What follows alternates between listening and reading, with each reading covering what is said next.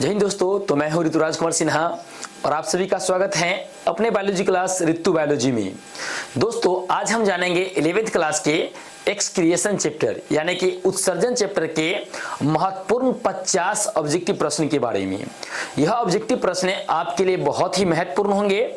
इसे ध्यानपूर्वक आप लोग करेंगे और आराम से इस प्रश्न को अध्ययन करते हुए इसे अपने जहन में याद रखेंगे। तो आइए बिना देर किए हुए हम लोग शुरू करते हैं एक्सक्रिएशन चैप्टर के ऑब्जेक्टिव प्रश्न के बारे में।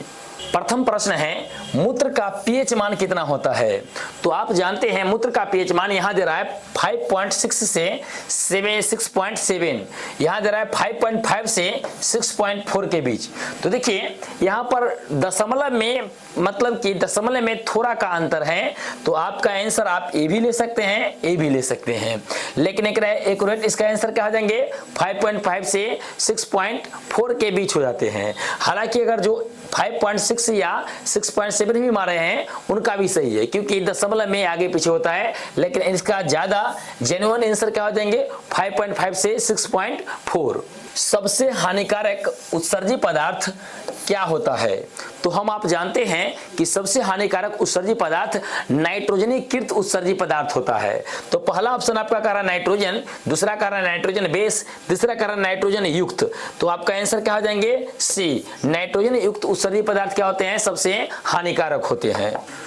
यूरिया का उत्सर्जन करने वाला जीव क्या कहलाता है? तो हम आप जानते हैं कि जो जीव यूरिया का उत्सर्जन करता है उसे हम लोग कहते हैं यूरी ओटेलिक। क्या कहते हैं? यूरी ओटेलिक। ध्यान रखिएगा, गलत मत मार लीजिएगा, यूरिक ओटेलिक मत मार लीजिएगा। यूरिक अम्ल का उत्सर्जन क्या कहलाता है? अब ये भी हमने बताया था कुछ देर पहले, यूरिक अम्ल क्या कह रहा है, तो यूरिक अम्ल का उत्सर्जन यूरिकोटेलिक कहलाएंगे। क्या कहलाएंगे? यूरिकोटेलिक। और यूरिकोटेलिक किसको कहलाएंगे? यूरिया का। जबकि हम यहाँ पर क्या है, यूरिक अम्ल का उत्सर्जन क्या कहलाएंगे? यूरिकोटेलिक। एनेलिडा में पाए जाने वाले उत्सर्जी अंग क्या कहलाता है? जो एनेलिडा में पाए जाते हैं, एनेलिडा मतलब समझिए जिसमें आपके आते हैं केचुआ, है ना। तो केचुआ में कहिए एनेलिडा समूह में कहिए तो क्या पाया जाता है उत्सर्जी अंग? तो उसमें पाया जाता है नेफ्रेडिया। नेफ्रेडिया एनेलिडा समूह का क्या होता है? उत्सर्जी अंग होता है। वृक्क में पत्थर या पथरी किसके कारण बनता है? तो हम आप जानते हैं कि वृक्क में पत्थर या पथरी कैल्शियम ऑक्जेलेट के जमा होने से बनता है। ए नंबर आंसर, कैल्शियम ऑक्जेलेट जमा होंगे तो आपके वृक्क में पथरी जमा होने लगते हैं। वृक्क किस हड्डी के समीप पाई जाती है?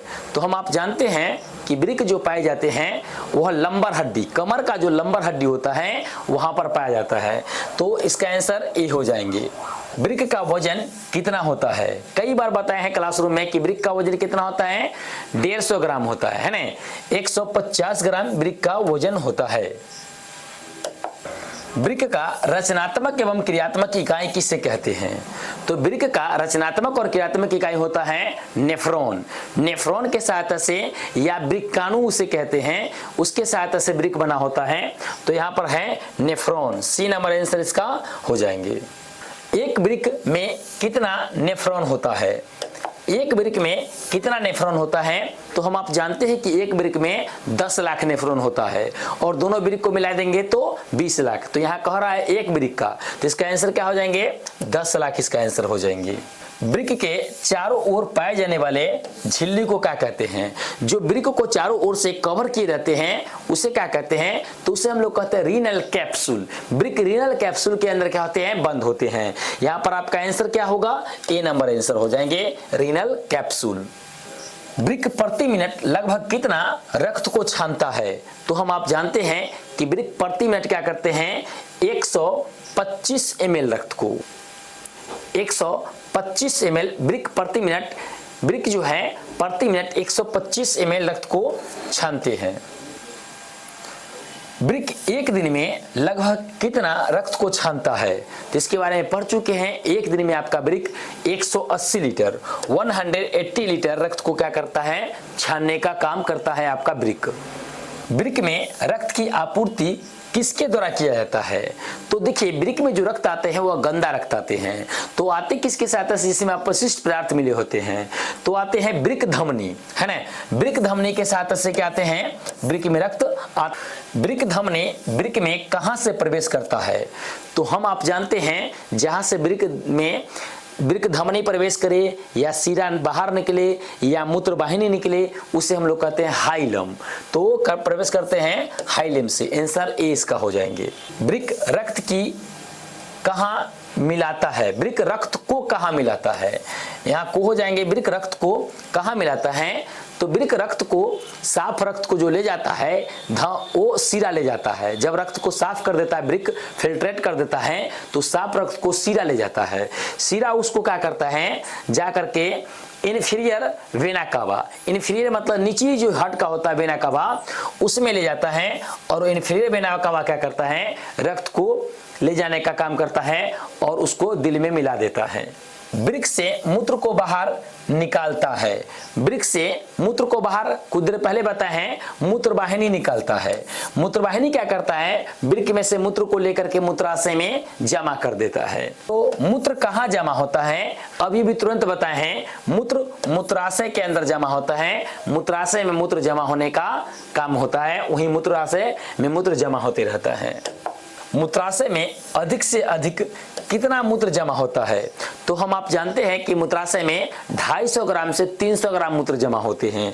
तो इसका आंसर क्या हो जाएंगे? सी। यदि इससे ज्यादा मूत्र हो जाए तो आपका मूत्राशय फट जाएगा और आपका वृक्क भी कोलैप्स कर सकता है। इसलिए अगर आपको पेशाब लगता है तो तुरंत जाकर के पेशाब करिए। अमोनिया से यूरिया बनने की प्रक्रिया को क्या कहते हैं? तो अमोनिया से जो यूरिया बनता है उस प्रक्रिया को कहते हैं ऑर्निथन चक्र। क्या कहते हैं हम लोग? ऑर्निथन चक्र। तो इसका आंसर क्या हो जाएंगे? ए हो जाएंगे। वयस्क मानव में प्रतिदिन कितना मूत्र का निर्माण होता है?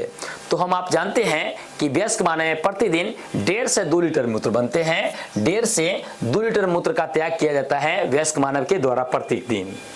अगला प्रश्न फिर से आ गया है, मूत्र का पीएच मान कितना होता है? तो ये है 5.5 से 6.4 के बीच होते हैं। दशमलव में 1, 2, 3 आगे पीछे हो सकते हैं। मूत्र का रंग पीला क्यों होता है? तो हम आप जानते हैं मूत्र में क्या होता है, हीमोग्लोबिन जब टूटता है तो एक पदार्थ बनता है जिसे हम लोग कहते हैं यूरोक्रोम।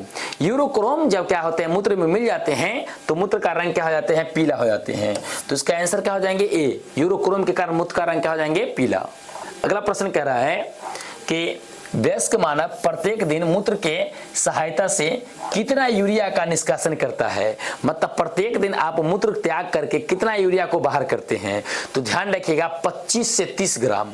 एक दिन में आप मूत्र के सहायता से 25 से 30 ग्राम यूरिया को शरीर से बाहर निकालते हैं। तो इसका आंसर 25 से 30 ग्राम कहाँ हो जाएंगे? बी नंबर आंसर इसका हो जाएंगे। एक स्वस्थ व्यक्ति का GRF कितना होता है? यहाँ पर GRF का मतलब होता है क्या? G से होता है ग्लैमरस, F से होता है फिल्ट्रेशन, R से होता है रेट। मतलब प्रति ग्लैमरस के द्वारा प्रति मिनट रक्त को छानने का दर कितना होता है? तो उसका दर होता है 125 ml प्रति मिनट होता है। तो इसका आंसर क्या हो जाएंगे? 125 ml प्रति मिनट हो जाएंगे। वृक्क फिल्ट्रेट का कितना प्रतिशत भाग प्रतिदिन मूत्र बनाता है? मतलब ये प्रश्न कह रहा है कि वृक्क जो इतना रक्त में से अपशिष्ट पदार्थ को छानता है, उस पूरा छाने गए अपशिष्ट पदार्थ में से कितने पदार्थ को लेकर के मूत्र बनाता है? तो याद रखिएगा केवल 1%, 99% पदार्थ जो छाना जाता है वृक्क के द्वारा उसे फिर से रक्त में मिला दिया जाता है और केवल 1% पदार्थ जो होते हैं उसी से क्या होते हैं? मूत्र बनते हैं। तो उसका क्या हो जाएगा आंसर? ए। केवल 1% छाने गए फिल्ट्रेट से क्या होते हैं? मूत्र बनते हैं। बाद बाकी 99% क्या हो जाते हैं? फिर से रक्त में मिल जाते हैं। ग्लैमरस उपस्थित होता है। ग्लैमरस कहाँ उपस्थित होता है? तो ग्लैमरस जानते हैं हम आप कि क्या होते हैं? वह बोमेन संपुट में पाए जाते हैं।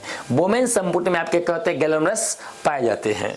ग्लैमरस फिल्ट्रेशन में उपस्थित नहीं होता है। मतलब कह रहा है कि ग्लैमरस जो रक्त को छानता है उसमें क्या नहीं पाया जाता है? तो देखिए प्रोटीन, ए प्रोटीन बिल्कुल नहीं पाया जाता है, ग्लूकोज बिल्कुल पाया जाता है ना, सोडियम यह भी पाया जाता है ना। ए भी दो ए और ए दे रहा है, ग्लैमरस फिल्ट्रेशन में उपस्थित नहीं होता है। कौन उपस्थित नहीं होता है? तो इसमें आपका प्रोटीन नहीं पाया जाता है। प्रोटीन को रक्त के द्वारा नहीं छाना जाता है। किसका पूर्ण अवशोषण रुधिर द्वारा पूर्ण रूपेण हो जाता है। मतलब कि रुधिर जिसको छान देता है और फिर से अवशोषित किसे कर लेता है। तो यहाँ पर है ग्लूकोज, यहाँ पर है सोडियम और ए बी दोनों। इसका आंसर ए बी दोनों हो जाएगा। ग्लूकोज को जो छान देता है तो ग्लूकोज को फिर से सोख करके रक्त में मिला देता है। सोडियम को भी जो छान देता है उसे भी फिर से सोख करके रक्त में मिला जाता है। यहाँ है प्रोटीन, तो कहिएगा सर प्रोटीन को नहीं मिलाता है। तो भाई मेरे प्रोटीन को तो छानता ही नहीं है, तो मिलाएगा प्याज नहीं। ग्लैमरस फिल्ट्रेशन का कितना प्रतिशत पुनः अवशोषित हो जाता है? अभी कुछ देर पहले हमने बताया है कि जितना छानता है उसका केवल 21% से मूत्र बनता है, तो कितना प्रतिशत फिर से अवशोषित हो जाता है? वही प्रश्न कह रहा है। तो 99% वही कह रहा है ना कि ग्लैमरस फिल्ट्रेशन का कितना प्रतिशत पुनः अवशोषित हो जाता है। मतलब जितना को छाने उसमें से कितना परसेंट मूत्र बना और कितना फिर से अवशोषित हो रहा है, तो उसको कितना होता है 99%। और 1% से मूत्र बनता है और 99% क्या होता है, फिर से छान करके अवशोषित होकर के फिर से रक्त में मिल जाते हैं। तो इसका आंसर सी हो जाएंगे।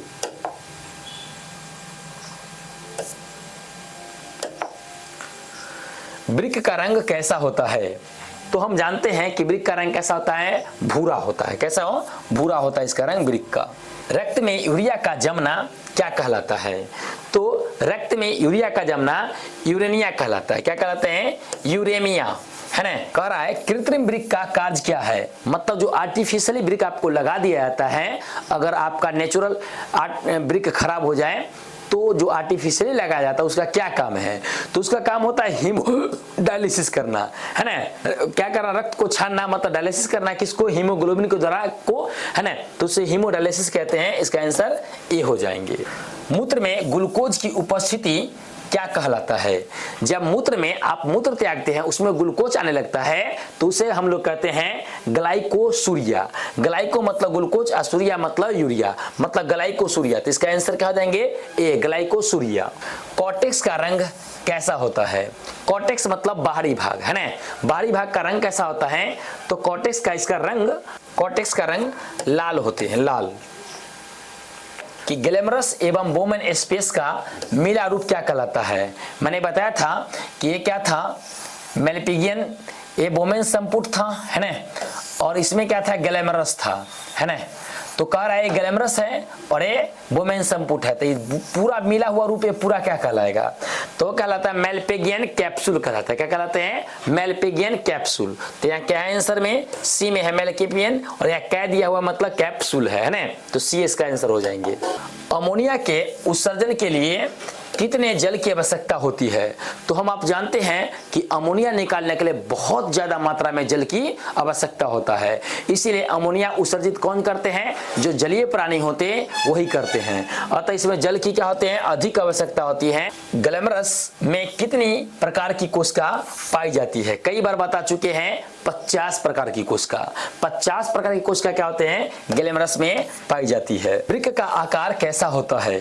तो हम आप जानते हैं वृक्क का आकार कैसा? सीम के बीज, सेम के बीज कहिए, सीम के बिया के जैसा इसका आकार होता है। तो यहाँ है ए नंबर आंसर, सेम का बीज के समान। वृक्क में वृक्क धमनी किसका निर्माण करता है? तो देखिए वृक्क में जैसी धमनी घुसा तो कई भागों में बढ़ जाते, 2 भाग में बढ़ते हैं, जिसे हम लोग कहते हैं सेगमेंटल धमनी। सेगमेंटल धमनी आगे जाकर इंफीरियर धमनी, है ना। उसके अलावा कई सारे पार्ट्स में बढ़ते हैं। तो सीधे का राय वृक्क धमनी किसमें बढ़ते हैं? तो बढ़ते हैं सेगमेंटल धमनी में, है ना। तो आंसर इसका हो जाएगा ए। यहाँ मत मार दीजिए सेगमेंटल सीरा, गलत हो जाएंगे। सेगमेंटल धमनी ए नंबर इसका आंसर होंगे। यूरिया का निर्माण किससे होता है?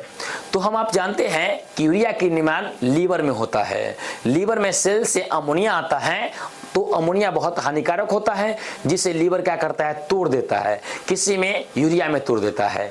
तो कह रहा है कि यूरिया का निर्माण किससे होता है? तो यूरिया बनता है अमोनिया से। कहाँ बनता है?